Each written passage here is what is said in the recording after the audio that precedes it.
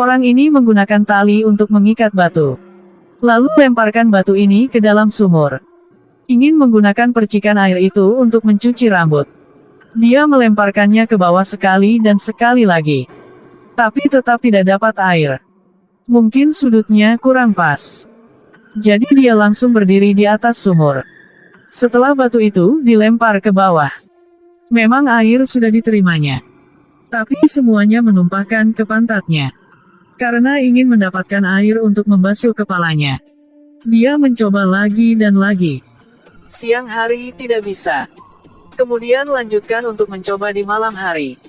Dalam sekejap mata, beberapa bulan telah berlalu dengan cepat. Sekarang bukan hanya dia yang bisa tahu dengan jelas sudut ketika pancaran air melesat ke atas. Tetapi juga dapat melakukan semua jenis pose. Berdiri untuk mencuci, menggelengkan kepala untuk mencuci. Duduk untuk mencuci, berdiri terbalik untuk mencuci.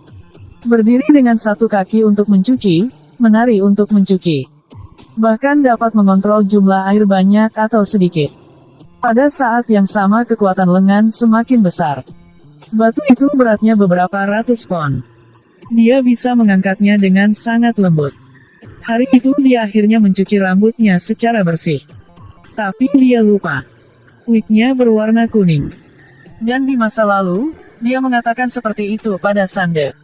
Saya seorang pemuda tapi dengan rambut putih. Oleh karena itu mengecat rambut menjadi hitam seperti ini. Melihat kapur yang dicat putih di dinding, dia membuat rencana. Jadi, pemimpin pagoda Sande. Saya sudah mencuci bersih kepala saya.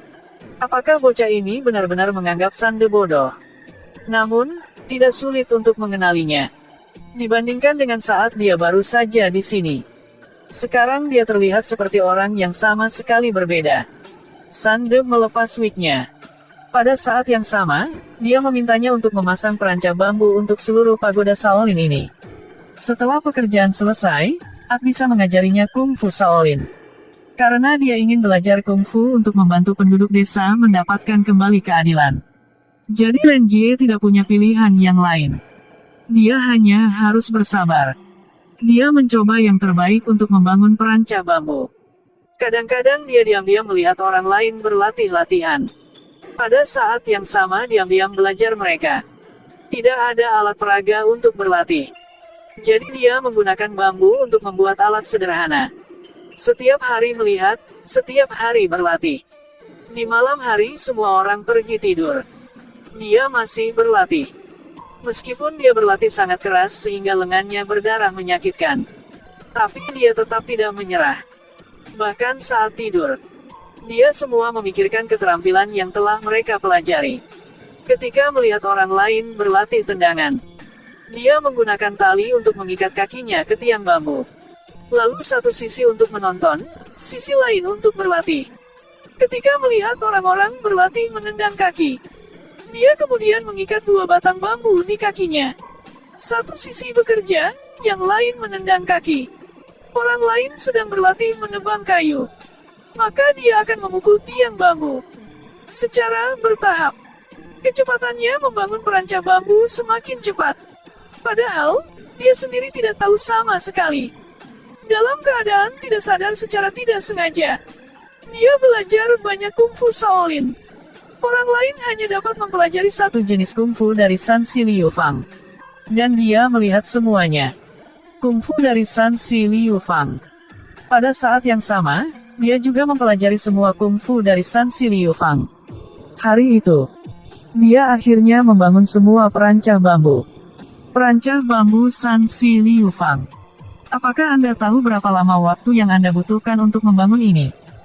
Telah membangun selama lebih dari setahun. Mengapa Anda membuat perancah bambu? Dibutuhkan lebih dari 1 tahun untuk membangun ini. Pemimpin pagoda, saya tidak malas. Saya membangun vertikal. Saya membangun horizontal. Saya membangun kiri. Saya membangun kanan. Saya berbaring telentang juga membangunnya. Saya berbaring tengkurap, juga membangunnya. Saya berbalik, juga membangun. Saya berdiri, juga membangun. Tapi Sande memintanya untuk melepas semua perancah. lalu bisa turun gunung. Apakah Anda bercanda?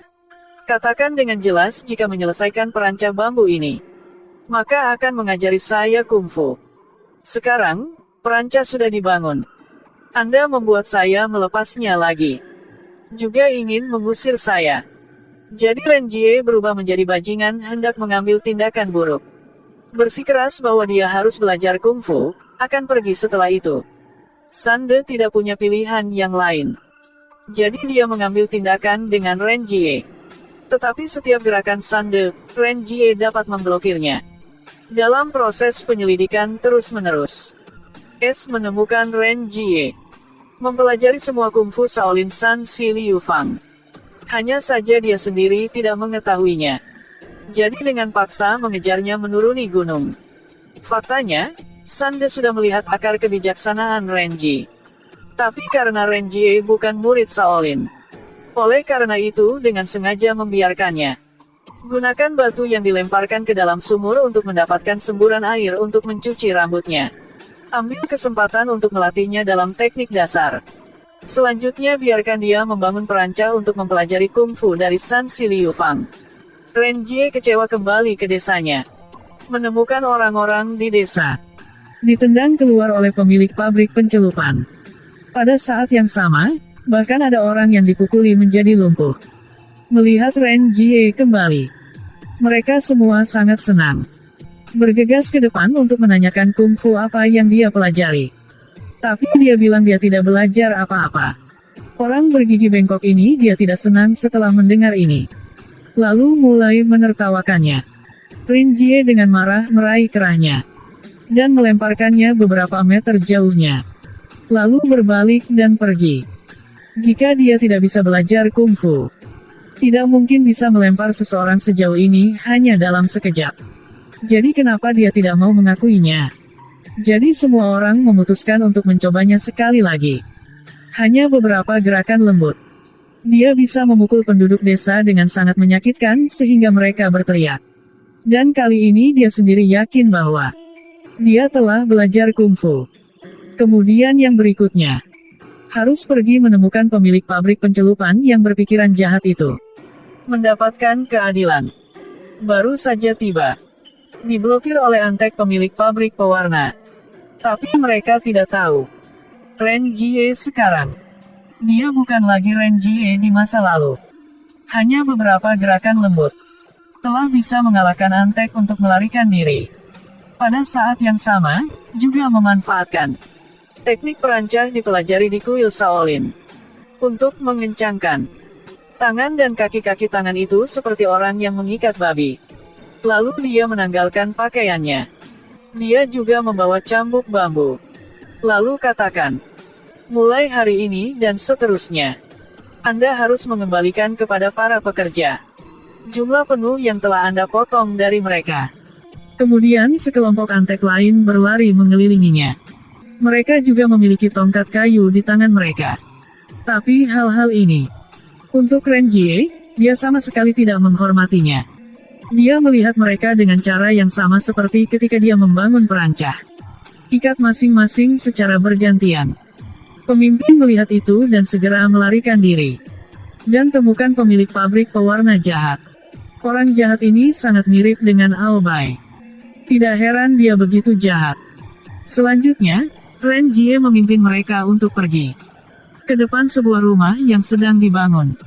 Sekelompok orang memegang bangku. Lakukan yang terbaik untuk mengejarnya. Renjie dengan cepat berlari ke tumpukan pasir.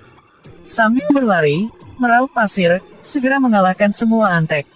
Pemilik uang melihat ini dan mengambil bangku dan mulai menyerang. Siapa yang bisa memberitahu saya? Senjata macam apa bangku ini? Kaki kursi juga bisa berubah tanpa henti. Tapi di sekelilingnya adalah perancah. Saat bertarung, Renjie seperti ikan di air. Dia sangat baik sehingga kursi itu tersangkut di tengah perancah bambu. Kemudian terlihat seperti patung Buddha duduk di atasnya. Tapi pemilik uang masih tidak mau menyerah. Jadi dia terus melancarkan serangan ke pemilik uang. Tetapi pada akhirnya, pemilik uang masih tidak dapat melawan Renjie. Dia kemudian mengikat salah satu tangannya di belakang punggungnya. dan gantung dia terbalik. Bagian bawahnya penuh dengan batang kayu yang sangat tajam. Aku telah mematuhimu. Pemilik uang. Apakah Anda benar-benar patuh?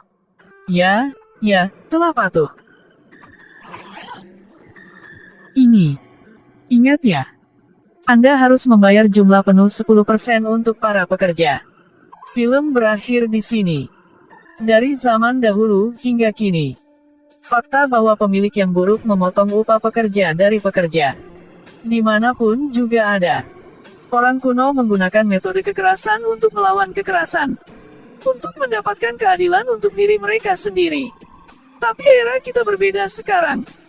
Jika Anda memiliki masalah yang sama, maka Anda sebaiknya pergi ke agensi masing-masing untuk melaporkan. Jika Anda suka, jangan lupa klik suka, komentar, dan ikuti ya. Sampai jumpa di lain kali.